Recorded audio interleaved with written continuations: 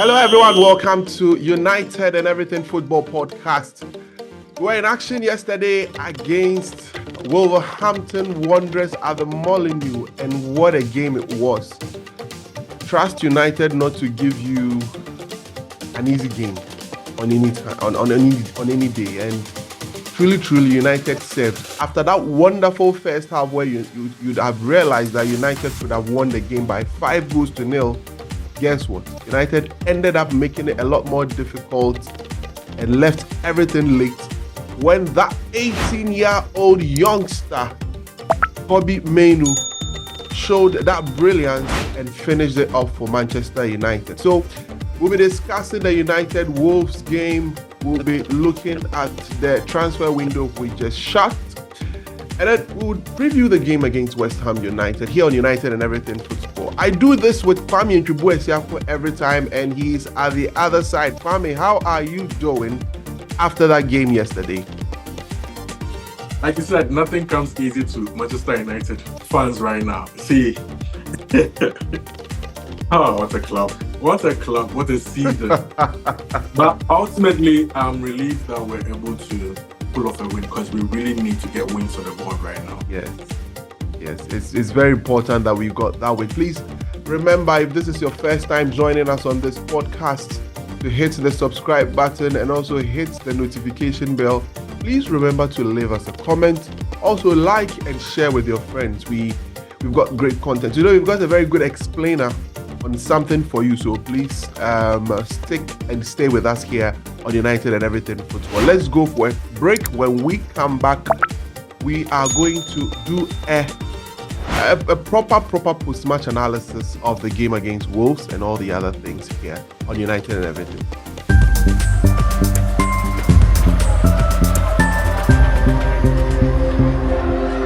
Thank you very much, and welcome back from our break here on United and Everything Football. So we played against Wolverhampton Wanderers in a game at the Mainoo, and yesterday we went ahead by 2 goals, and then somehow a very interesting VAR or a very interesting penalty call, which was confirmed by VAR, happened.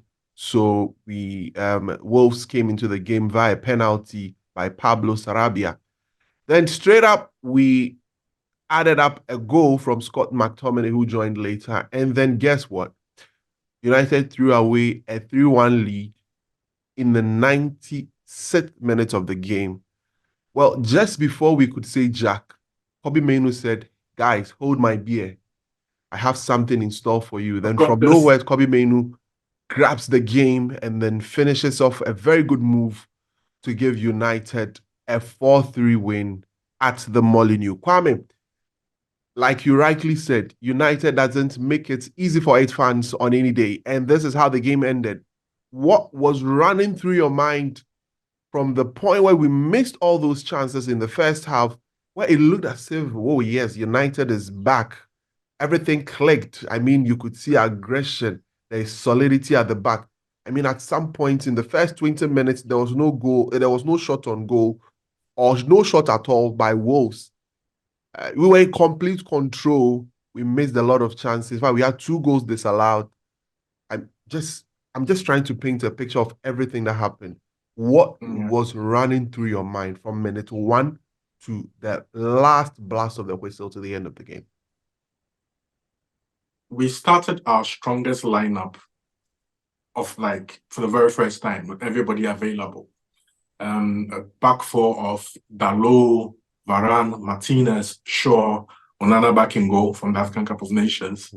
A midfield of Casemiro, Mainoo, Bruno, and was it Garnacho on the right, Højlund in the middle, and then Rashford got his start on the left. Yeah, that's the Manchester United we have been waiting to see, the United we saw in that first half.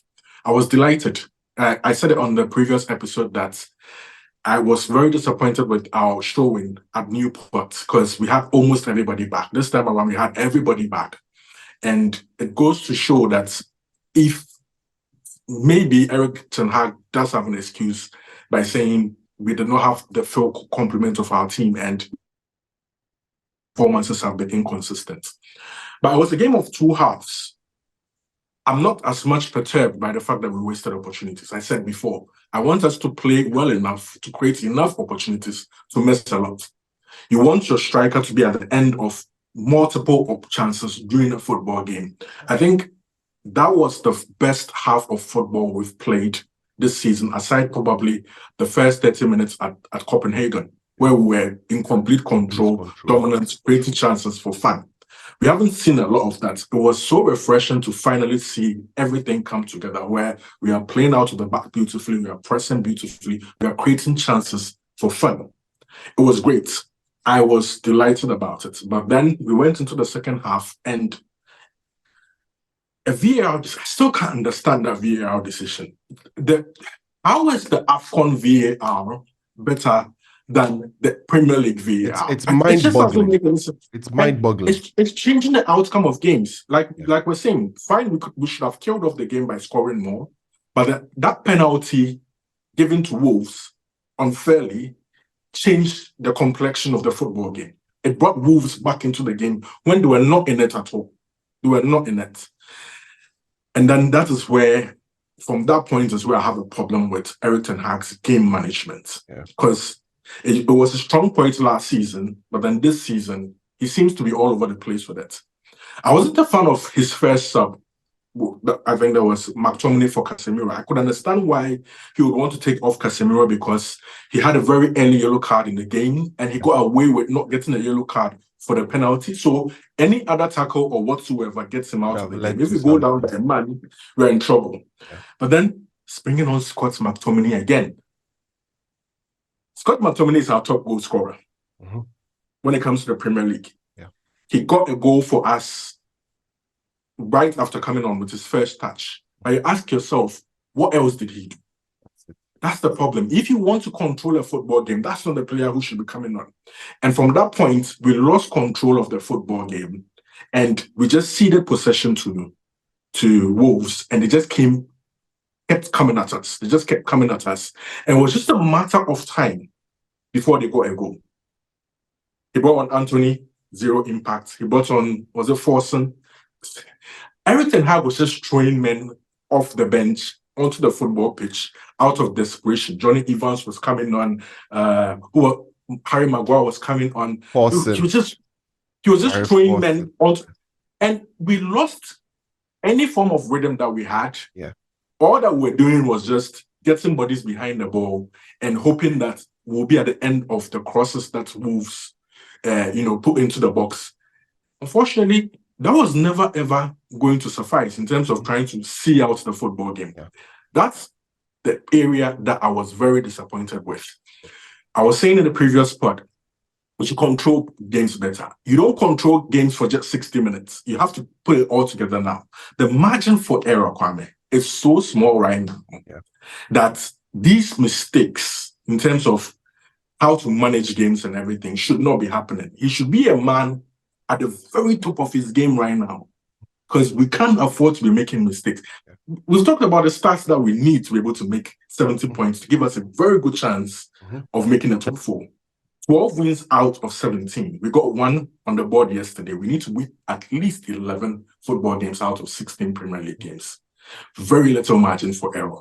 So the coach has to be at the very top of his game. He wasn't at the very top of his games yesterday, but at the end of the day, Kobbie Mainoo said, like he said, hold my beer, I've got this coach.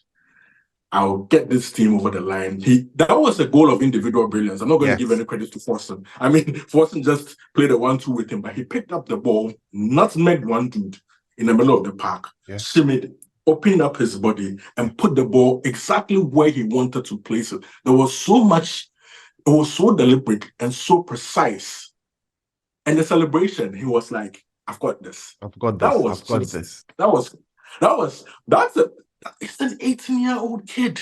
An 18-year-old boy. Performing, taking the game by the scruff of the neck. If you are good enough, you are old enough. Perfect. Garnacho and Mainoo have been. They deserve a starting role. That's one area I give the coach credit for. It's actually his strongest point, bringing in youth players. He did that at Ajax. He can identify talent in terms of, you're good enough. and he can prepare you to be good enough at a very early age.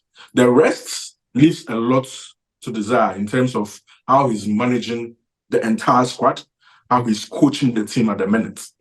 But we deserve to win. Wolves almost nicked one. It's not the other way around, where we nicked the win.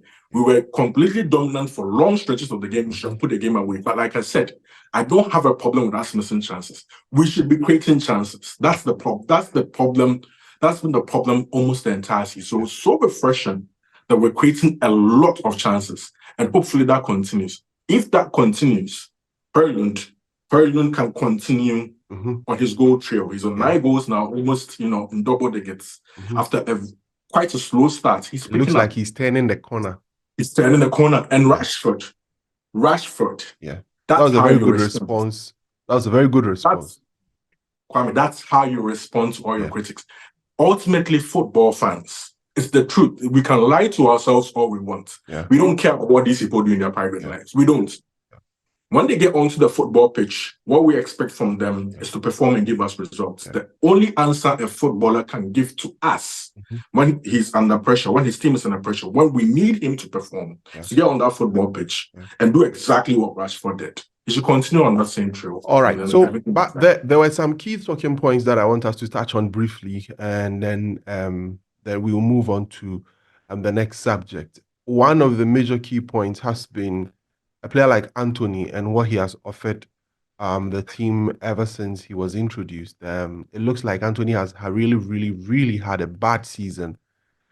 Extremely bad, to the extent that as an attacker, he has no goals, no goal involvement in any of the Premier League games we've played so far. Yesterday, he kept losing a lot of balls when he came on. And that's point one. Another key talk, I want you to merge the two parts of the game management. Another key talking point has been our inability to sustain momentum in games. You rightly made mention of the game against Copenhagen, where we had absolute control until an unfortunate event occurred and everything turned on its head. My question is it a matter of mentality, or is it a matter of the coach not making the right decisions to be able to continue to have control of game? Because we've seen other big teams who have gone down by a man or who have had an issue, but have kept control of the game. But you look at us, and unfortunately for us, a little adversity. So ours yesterday's own was a penalty, and everything turned on its head. What do you think is the problem? Let's rope that in with the Anthony bit. Let's some 2 or 3 minutes on that, Kwame.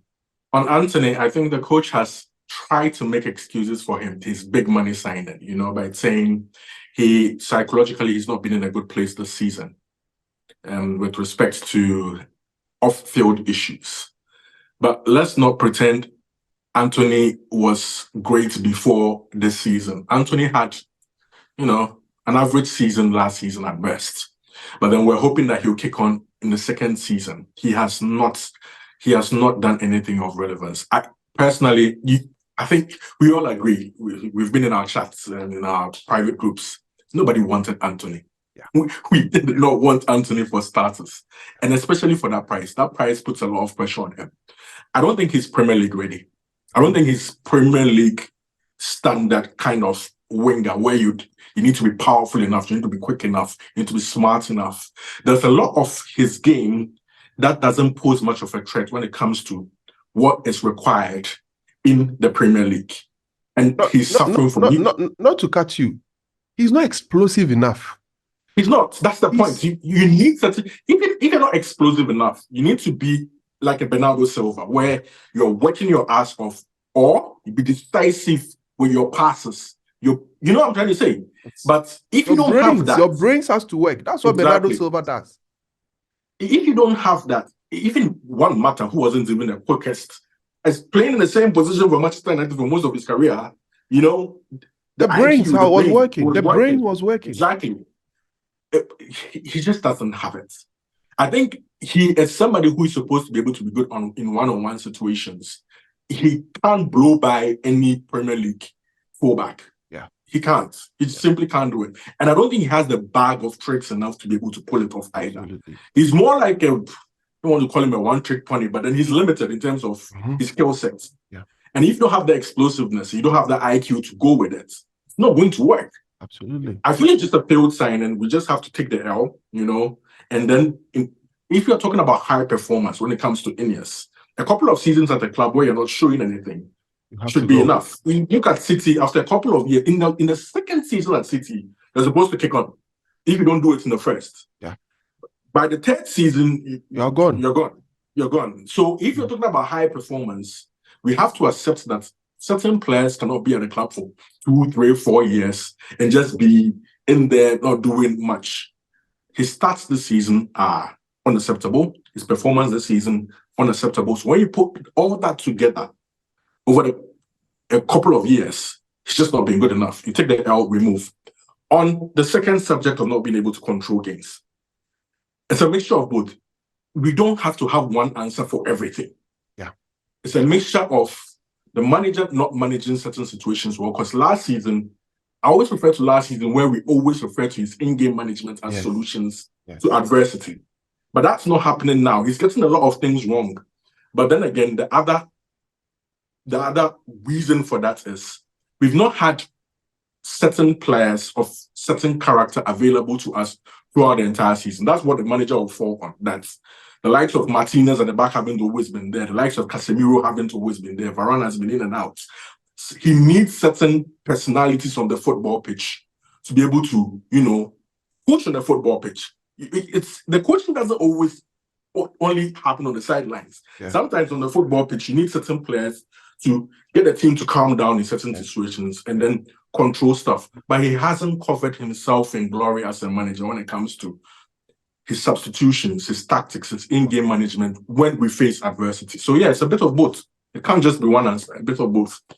All right. So while Kobbie Mainoo was giving us the winner yesterday, there was a major subject of another United selling youngsters to deal with issues on the transfer. So we are just delving into the transfers right now. So Hansen Aaron has moved from United to Werder Bremen, and it sparked a lot of conversation. It sparked a lot of controversy about United letting its youngsters go. Kwame, you did a certain piece on United ball. Why do you think United are selling youngsters at this point, or are selling certain players at this point? The good thing, I posted that piece about 2 weeks ago, like in the middle of the season, because it became very evident that we strategically were clearing out a lot of our academy talent. Yeah. And it's just one reason for doing that. We need to get on the right side of financial fair play. If anybody thought financial fair play was a myth, you just have to go through the piece, you would understand. And look around you. Look at what's happening to other clubs. Look at all the engineering that is going on in terms of transfers all across Europe. Everyone is trying to get on the right side of financial fair play now because the lawmakers are coming down hard on people. And United have not sold players off very well when it comes to, we've made big money signings that don't make it and then we need to sell them off. We've not been making the most of trying to get the most amount of money out of it. We are carrying a lot of players with huge contracts who have not really done well. One way of doing this, of going around it, is what City and Chelsea have done for years. You ask yourself, how come City never get into financial fair play trouble? They are selling a lot of youth players, academy players, who barely touch a ball for the first team for a lot of money. They could end up selling once in a summer academy talent alone for 100 million quid. And nobody hears about it. Nobody knows how that happens. But then it happens and it affects the books.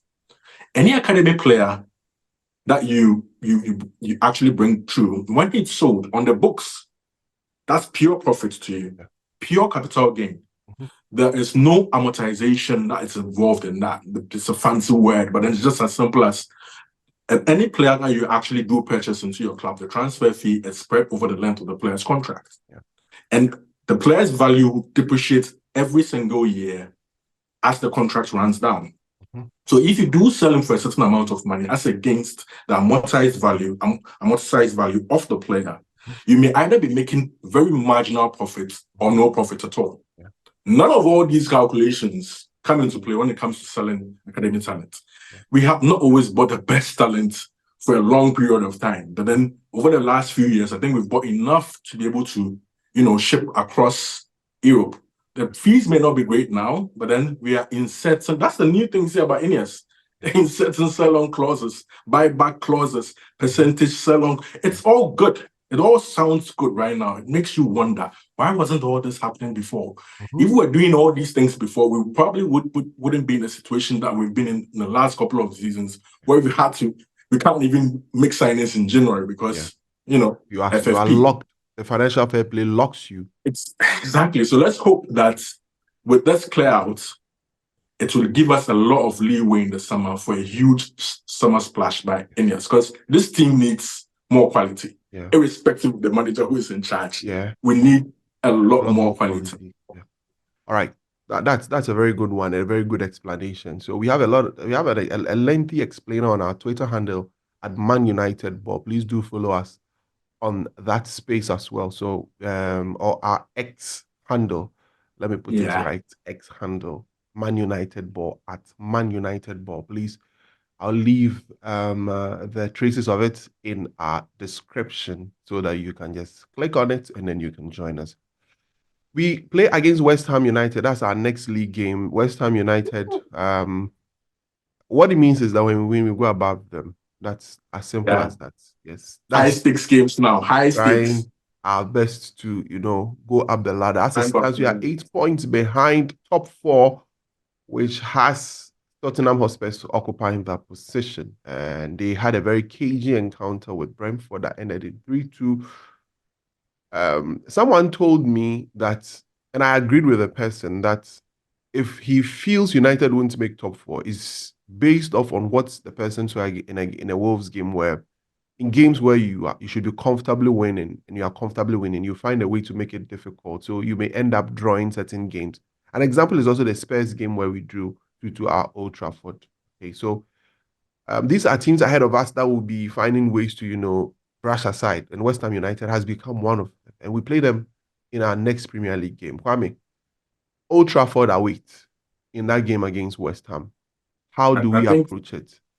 How do we not find ourselves in a situation we've been finding ourselves lately? Because after that fantastic first half, we don't want to see that second half again. Yeah. Every game is a 6-pointer now. That's where we find ourselves. We've put ourselves in a very tight corner. Erik ten Hag has put himself in a very tight corner. I've been strict on him these days because he really I need a back continuity. Yeah. I don't like intervention into the unknown too often. And I think he's built something up until this point where I feel he has to finish rather than fail and be called a failure. And we are in this 6-pointer situation where every single game is a must win, especially against teams in and around us. We bottled it against Spurs, but then I'll be like, Spurs were better than us on the day, if you're being fair. So I take that. But against West Ham, against, I think our next game against Villa, these kind of games we should be winning. West Ham United at home, we very often win. We can't afford to slip up in those type of games anymore. We can't. It's just, you have to win. But I'm not just concerned primarily about winning anymore. I want us to be able to build, because I feel despite how the last 30 minutes of the Wolves game shaped up, there was a lot of positives to take from that football game that we can build upon. I was even more disappointed in a 4-2 win against the League 2 side because we did not play football. But I'm not as pissed off about how we played yesterday because I saw a United team that has the potential to play very good football. We've not seen us play very good football the entire season, but then this team has it in it to actually perform properly. It's how now to put it all together for 90 minutes, sustained spell throughout a stretch of games. Not just, we can't be oscillating up and down. No, we can't. We have to have an upward trajectory. So we played ball for 60 minutes. Make it 90 minutes. Make it 3 games. Make it 5 games in a row. February is almost always a good month for us. Yeah. Sweep February, Yeah. 4 wins out of 5, bare minimum. I give probably the Villa game a draw because at home they are very strong. But we should still go there and win. And then make a win, yeah. Yes, and then gather some momentum going into the very late stages of the season, you know. So yeah, Villa at home. Kudus is coming to Old Trafford. Yes. West Ham at home. But sorry. Yeah, you said Villa at home. West Ham at West home. Ham at home. Yeah. West Ham. I'm looking too far ahead to the Villa game because I feel West Ham at home should be a given. We should win. Kudus is coming to Old Trafford. Yeah, Ghana boy, we love him. But then he should stay quiet. I mean, he punished us in the first game. He should stay quiet. He should stay quiet. And the likes of Rashford and Højlund, I feel the goals are going to come from them both if we are going to push for a top 4 place. Casemiro can always chip in with a few. That guy he's a huge goal threat. That's the best thing about having Casemiro back. I mean, at the end of stuff, us some big goals. But Rashford, Højlund should continue on their form. And I think, in as much as it's hard, Ole Gunnar Solskjaer pulled it off. Yeah. In COVID season, he pulled it off. Yes. Project Restart, he pulled it off. It's almost the same task all over again. If it has to go to the last game of the season, then so be it. But then we need to win such games. So be it. All right. Thank you so much, Kwame Nkrumah, for always bringing us this insightful analysis of events around Manchester United on this beautiful podcast. We are grateful to you once again for watching us. We hope you've enjoyed yourself being with us. As usual, like it, comment on it. Please, we need your comments. We need you to know. What do you think about Anthony? What do you think about Ten Hag? Please drop all your comments in there. Don't just watch us. Leave your comments in there. We really appreciate it. But most importantly, hit the subscribe button and hit the notification bell so that anytime we drop a new content, you get it as quickly as possible so you can join us. We are grateful to you. We'll be back once again after the West Ham game to give you a very good analysis of events that has happened. Thank you and bye-bye. See you some other time.